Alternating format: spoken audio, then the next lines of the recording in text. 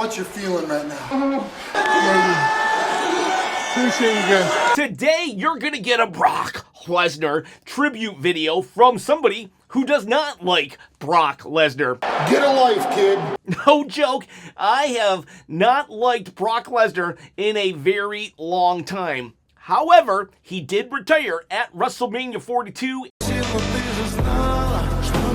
And I respect the way that he put over Oba Femi on his way out. So the least I can do is give Brock a send-off.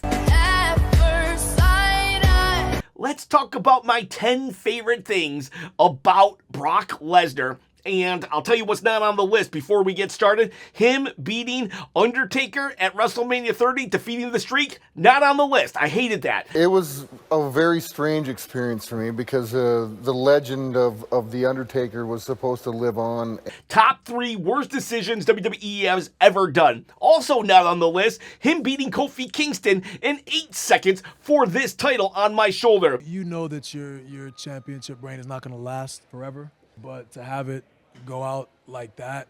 Top 3 worst decisions WWE has ever made, ever. But before we get into the list, let me tell you how to win this belt right here. And you don't even have to face Brock. All you got to do is comment below and subscribe to the channel. And this Saturday, literally the 25th, it's Thursday. So in 2 days, I'm giving away a belt at 7 p.m. Eastern Standard Time.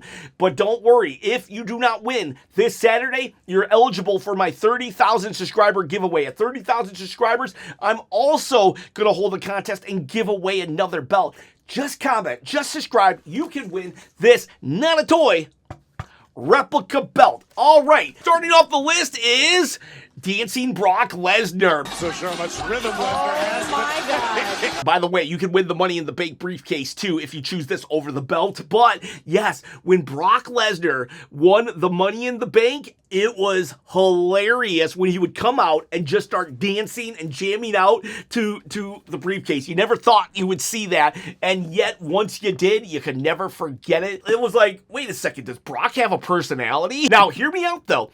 I hate how he won the Money in the Bank. You were so close in that Money in the Bank match. And they're like, hey, you're winning it. I go, what? Mustafa Ali, oh man, he should have won the Money in the Bank. And JB Noah comes up and says, hey, boss man wants to talk to you. Go talk to boss. Change of plans. I want you to hold the briefcase and just have shock on your face. I hated that Brock just entered in the last 1 minute of the Money in the Bank. Gets in the ring, grabs it, looks up to me. He's like, hey kid, you ready? And the thing is, he was so nice about the push To steal the briefcase, but once he had it to his ear, I couldn't help but enjoy watching what I saw. Didn't even know what I was watching. I was like, what is this Brock? What is this? But hilarious nonetheless. Gotta get that money. Number 9, he could just laugh things off. For real, this is a dude that is legit paid the big bucks because of the toughness, the aura that he presents himself.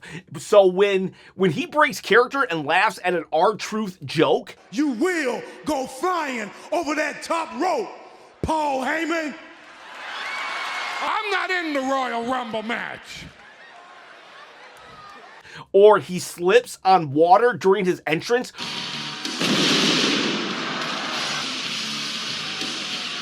or his pants splits, that could legit hurt his credibility. But instead, he just kind of laughs. He laughs it off, and he just lives in the moment. He doesn't make a big deal of it. He just doesn't care. And I actually did appreciate that, because he could legit go in the back and probably get somebody fired for not mopping up the water that he slipped on. But no, he's just whatever.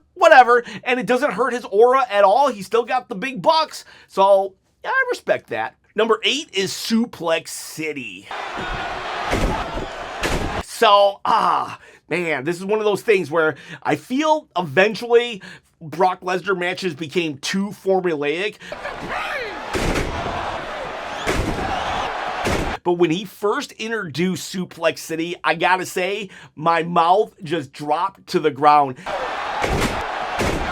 I forget what SummerSlam it was. Was it 2014 or 15? He squashed John Cena with about 16 suplexes. And I remember just watching, thinking, all right, any moment now, John Cena's going to have a comeback and do his 5 moves of doom, and boom, done. But instead, suplex, and then 1, 2, 3, it was over. It was like, that was like the longest squash match of all time, and it was John Cena, Super Cena at the time. It was just like, what just happened here? And for a minute, Suplex City, I didn't want to like it. I promise you, I didn't want to like it, but I couldn't help but just like, 4 suplexes, 5 suplexes, 6 suplexes. Like, you kind of got lost in the moment. And it reminded me of when Brock beat Hulk Hogan on a random SmackDown when he was during his first run.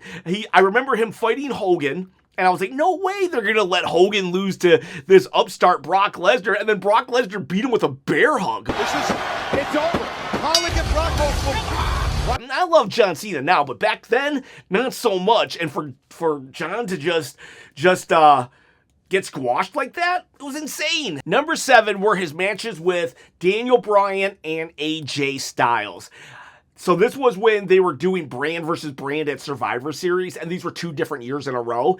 And I remember that it was going to be Jinder Mahal versus Brock Lesnar. But then they did a random title switch, and it became AJ Styles versus Brock Lesnar. And it was the first like 3 or 4 minutes was like all Brock. He does what he wants. And I'm like, oh my God, we're gonna job out AJ Styles like this. This is not cool. This is so not cool. And then suddenly it became a match. Oh, God. Oh, my God, Brock hit hard. I'm telling you. Oh, maybe he does. Styles eyeing him.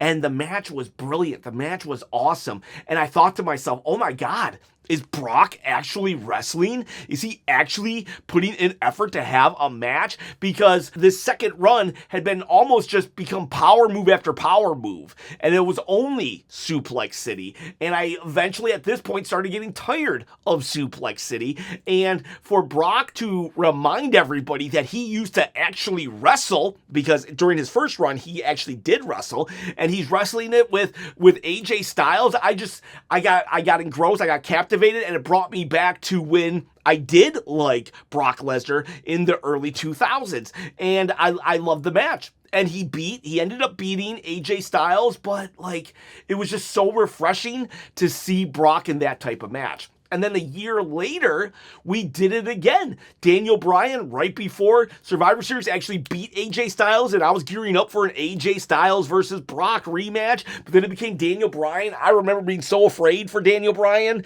He had his neck injuries. He had come back. I was like, oh God. Oh God, and then there's just a big difference in body type between Daniel Bryan and Brock, and I'm like, Brock is gonna murder this guy. Brock is straight up gonna chew him up and spit him out. And that's what it was at first. It was very uncomfortable watching Brock fight Daniel Bryan, but at some point, Daniel Bryan got the upper hand and it became a match. Because he didn't look of panic in Lesnar's eyes. Lesnar's nowhere near the ropes. And it was freaking fantastic. I very much treasure the AJ Styles Daniel Bryan match. Brock Lesnar was willing to put over these smaller guys. He won, but he put them over in a way that they looked like big deals. When Brock Lesnar sells, he sells his butt off. Is Lesnar gonna tap out? His face is turned crimson. And it looked like Daniel Bryan was this close to kicking his butt, and I loved it. I loved it. Number 6 is when Brock Lesnar fought a shark.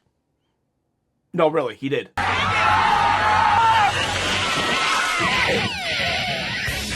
Number 5, I hate to put on this list, but I gotta be honest.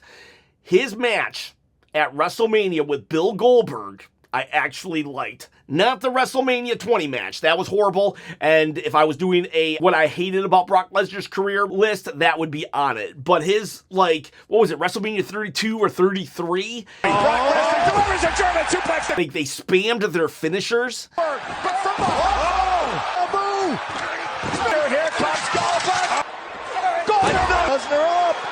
This is legit one of 2 times in Goldberg's entire career that I actually enjoyed him. Three. I actually loved when Gunther choked him out. This is one of 3 times in Goldberg's entire career that I actually enjoyed Goldberg, and it was with Brock Lesnar at Mania. Look at the spear. Oh, we're going to Suplex City. They had a hard-hitting match. It was the opposite of the AJ Styles Brock match, but it was still really entertaining, really good, and I couldn't help it. I was like, wow. I get it. 10 Germans to Goldberg. Did I just enjoy a Bill Goldberg match? I felt dirty afterwards, but yeah, I liked it. Number 4 is his feud with Kurt Angle. I believe that Kurt Angle was Brock Lesnar's greatest adversary.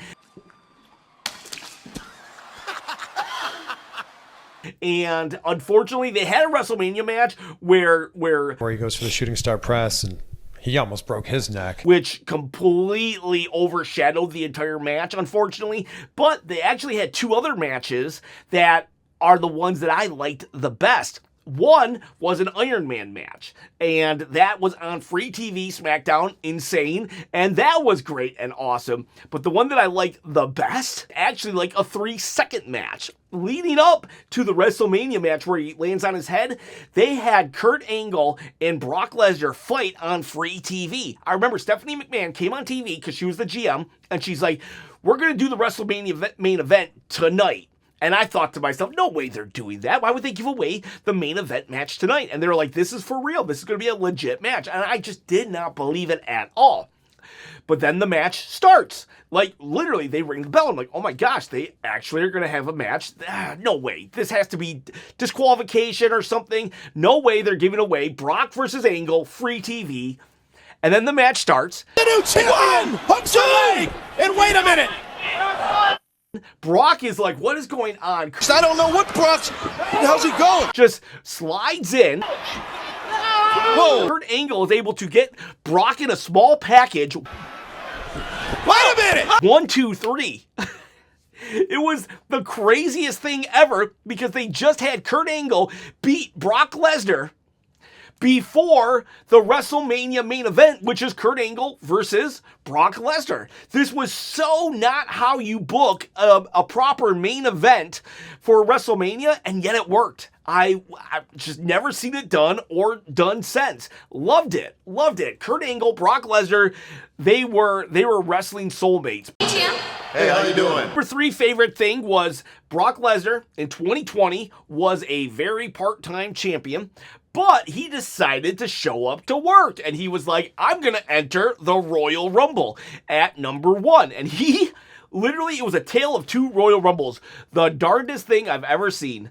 And we literally just had Brock Lesnar pretty much throw everybody out of the Rumble one at a time for like 12, 13, 14 people in a row. It was so weird. And I'm just like, oh my gosh, is this about to be the worst Royal Rumble of all time? And yet when I look back at it, I'm thinking now I finally remember it. But what made it so special was the fact that at one point, Drew McIntyre comes in. And Drew McIntyre is going to Claymore kick Brock out of the Rumble. That place exploded. Eliminates Lesnar. I just leapt out of my seat. It was such a freaking unexpected moment because he was so dominant. And then Drew wins. And not just that, but then the next night on Raw, he gets the upper hand on Brock Lesnar again, holds up the belt. Unfortunately, this is when the pandemic happened, so like Drew never gets that really good WrestleMania defeat of Brock, but that's no fault of Brock's own. Highly doubt he started the worldwide shutdown. I doubt it. But But yeah, the way that he put over Drew McIntyre, just, mwah, that was a masterpiece. That was a masterpiece of putting someone over. Number 2 is actually number 1, but I'm trying to make this list more current for people who don't have 37 years of wrestling knowledge under their belt. I know, I'm a giant nerd. I'm proud of it. But number 2, which is really number 1, is his feud with the one-legged wrestler, Zack Gowen. His back against the wall here. Holy cow, this might be one of my favorite feuds of all time. Brock Lesnar's a beast, right? He's a beast no matter what, but then he starts a feud with a one-legged kid. He is literally F5'ing him into the ring post. No, Brock, no! Oh my God! He is literally wiping his blood on his chest in front of his mother. Don't do it! Brock Lesnar, get out of... He is literally beating him up so bad that he comes in a wheelchair. You have no idea. And he's pushing him down the stairs. Brock, no. Oh my God. That is the greatest thing of all time. His feud with Zack Gowen is a core wrestling memory for me. And yeah, that alone is maybe the reason why I'm willing to do a Brock Lesnar tribute video, because that was so amazing. And the number 1 greatest moment for Brock Lesnar, which is actually number 2 for me, is his retirement match. The way that he put over Oba Femi, like, wow. It's kind of like how he did with Drew McIntyre, but even more so. So I love Oba Femi, not gonna lie, but Brock Lesnar literally passing the torch to the next big thing, that's how you do it. That is how you do it. And there was a really good, compelling storyline going into it. It wasn't like John Cena Gunther, which didn't really have much story at all. This had a story, a proper build, promos. In fact, I kept waiting for Brock Lesnar to get the upper hand on Oba Femi throughout the entire build, and he never once did. At best, they had a brawl that was even Steven. So I was afraid that Oba was going to lose because he looked so good in the build that they were going to say, oh, just being in the ring with Brock is good enough. But no, Brock did business. And not only did he do business, but like Oba Femi wasn't selling clotheslines. Brock Lesnar had to kind of be a little underhanded to get the advantage on Oba Femi. He did an F5 and Oba pretty much got up. Oba didn't sell that much for Brock Lesnar. And then he just beat him. And in the build, he put his foot on him. Nobody puts their foot on the chest of Brock Lesnar. And he did. And Brock even said, Oba, put your foot on my chest. Again, when Brock is willing to do business, he's willing to do freaking business. I would say the way that Oba beat Brock is more important than if Oba had won the world title at WrestleMania 42. Like, I would rather beat Brock in that fashion and be his last match than win a world title. You can win a world title anytime, but Brock, years and years of being the beast, the final boss, Oba destroyed him, pretty much destroyed him, and that, to me, was a beautiful thing, and I respect the heck out of it, and that is why I'm really doing this tribute video to Brock Lesnar. I have not been a Brock Lesnar fan for the most part of his entire career, but there have been moments, and those moments are huge moments, and what he did for Oba Femi, I will not soon forget, if ever. Let me know in the comments below some of your favorite moments, and yeah, you know, Brock, I know you'll never see this, but hope your retirement treats you well, and I thank you for all of the good memories. I notice I said good memories, because I do not thank you for beating Undertaker or Kofi or even Ricochet or the way you won the Money in the Bank, but I digress. Or the Dean Ambrose match. I digress. Thank you, though, for putting over Drew McIntyre and Oba Femi. Have a good retirement. See ya, bye.